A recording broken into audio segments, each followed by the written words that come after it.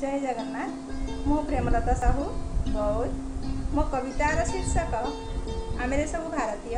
यह एक देशात्मबोधक कविता। भारत आम पवित्र माटी सचराचर स्वर्गीय सार्वभौम जननी माँ आस गाइबा जय। हिंदू मुसलमान सिख ख्रिस्टियान समस्ते भाई भाई ब्राह्मण क्षत्रिय वैश्य शूद्र एक छत्रे थाई।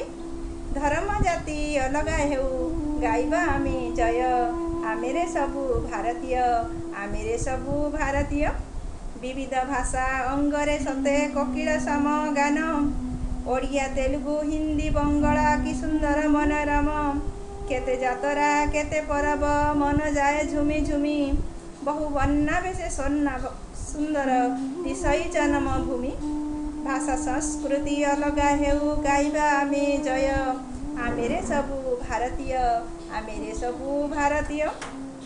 के खाए भात के खाए रुटी खाद्य नाना रकम।